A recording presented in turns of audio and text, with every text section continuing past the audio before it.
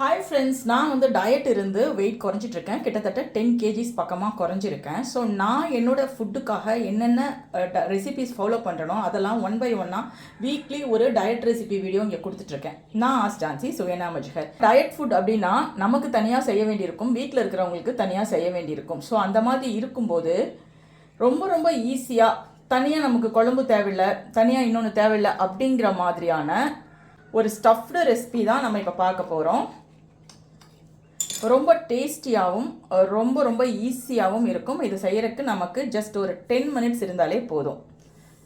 இது வந்து ஹெல்த்தியாக ராகி வச்சு செய்யக்கூடியது. ராகியில் நீங்கள் ரொட்டி கேள்விப்பட்டிருப்பீங்க, செம்ம சாஃப்டாக இருக்கும். இங்கே பாருங்கள் எப்படி இருக்குன்னு பாருங்கள். ஸோ இதை தான் வந்து ஸ்டஃப் பண்ணி செய்ய போகிறோம். இவ்வளோ சாஃப்டாக இருக்கக்கூடிய ஒரு ரொட்டி. ஃபஸ்ட் டைம் ஜான்சியை பார்க்குறவங்க சப்ஸ்கிரைப் பண்ணிக்கோங்க, ஃபாலோ பண்ணிக்கோங்க. இப்போ அதுக்கு தேவையான பொருட்கள்லாம் எடுத்து வச்சுருக்கேன். ஃபஸ்ட்டு வந்து ஒரு பெரிய வெங்காயம், இதை வந்து நம்ம உரித்து சின்ன சின்னதாக கட் பண்ணிக்கலாம். நெக்ஸ்ட்டு ஒரு 1/4 குடமிளகா, அதையும் கட் பண்ணிக்கலாம். கடாயில் கொஞ்சமாக ஆயில் சேர்த்து நம்ம கட் பண்ணி வச்சுருக்க வெங்காயத்தையும் குடமிளகாயும் ஆட் பண்ணிக்கலாம்.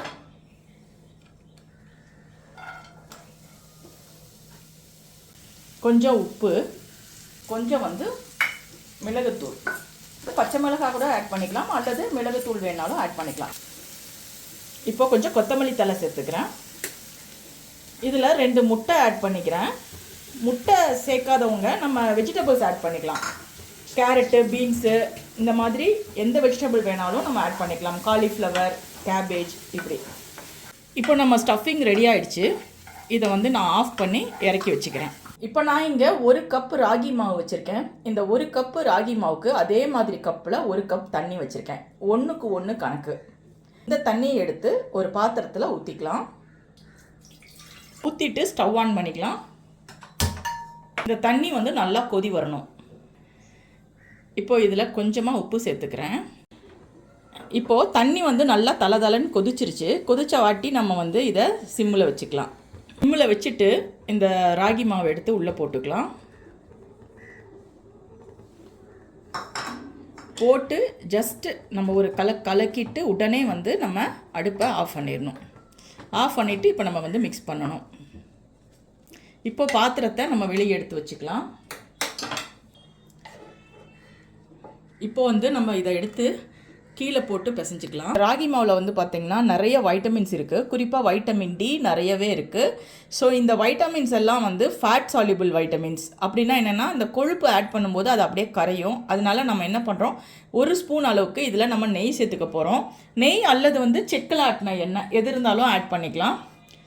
அப்படி சேர்க்கும்போது அந்த வைட்டமின்ஸோடைய முழு பலன் வந்து நமக்கு கிடைக்கும். அதே மாதிரி இந்த மாவு வந்து டோட்டலாக வந்து க்ளூட்டன் ஃப்ரீ.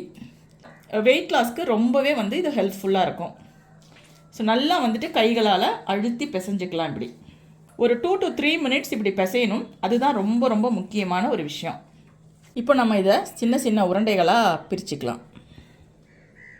இப்போது ஒவ்வொரு உருண்டையுமே இப்படி நல்லா வச்சு நம்ம மறுபடியும் பிசைஞ்சிக்கணும். அப்போ தான் நமக்கு வந்து தேய்க்கும் போது வெடிக்காமல் ரொம்ப நல்லா வரும். ரோல் பண்ணிக்கலாம். இப்போ நம்ம இதை சப்பாத்தி கல் வச்சு தேய்ச்சிக்கலாம்.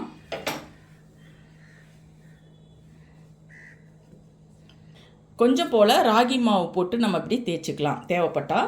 இப்போ வந்து இதில் நம்ம ஸ்டஃபிங் வச்சுக்கலாம். இப்படி வைக்கும்போது இதுக்கு நமக்கு எந்த கிரேவியும் எக்ஸ்ட்ராவாக தேவை கிடையாது. நம்ம ஒரே ஒரு இது மட்டும் செஞ்சு சாப்பிட்டோன்னா ரொம்ப ஃபுல்ஃபில்லிங்காக இருக்கும். இப்போது இதை எடுத்து இது மேலே வச்சுக்கலாம்.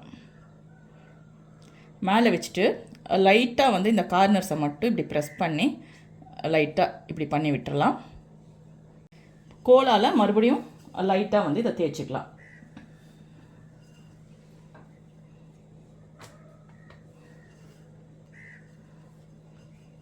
தோசைக்கல் அடுப்பில் வச்சு தோசைக்கல் காஞ்சதும் இதை எடுத்து போட்டுக்கலாம். நம்ம இதில் ஸ்டஃபிங்கே இல்லாமலும் செய்யலாம். அதுவும் நல்ல பேக் மாதிரி அப்படியே பஃபியாக வரும். அது ஒன்று நான் உங்களுக்கு செஞ்சு காமிக்கிறேன்.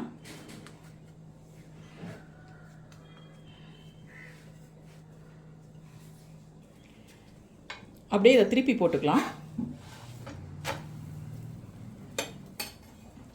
மேலே ஒரு ட்ராப் ஆயில் அல்லது கீ, சும்மா ஒரே ஒரு ட்ராப் மட்டும். இப்போ பாருங்கள் நல்லா வந்து வெந்துருச்சு. லைட்டாக சின்ன சின்ன பபுள்ஸ் வந்துருச்சு. இப்போ நம்ம எடுத்துக்கலாம். இப்போ ஸ்டஃப் பண்ணாததை போடுறேன்.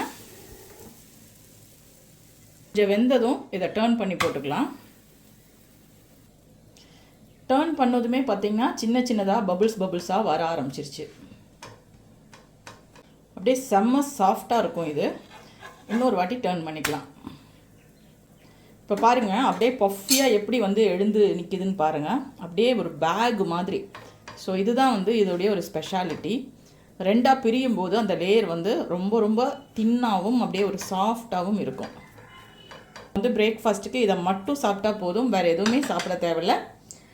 ஸ்டாண்ட் அலோன் டயட் ரெசிபி பார்த்தாச்சு. வீடியோ பிடிச்சா லைக் பண்ணுங்கள், ஷேர் பண்ணுங்க, ஆஸ்க் ஜான்சியை சப்ஸ்கிரைப் பண்ணுங்க, ஃபாலோ பண்ணுங்க. தேங்க்யூ. என்ன ஜெல் மாதிரி இவ்ளோ திக்கா இருக்கே? அட ஆமாங்க, பாதி அளவு பயன்படுத்தினாலே போதும், துணிகள் எல்லாம் பளிச்சுன்னு இருக்கும். கடைகள்ல கேட்டு வாங்குங்க. Ask Jhansi fabric wash bio இப்பொழுது ஆன்லைனிலும் கிடைக்கிறது.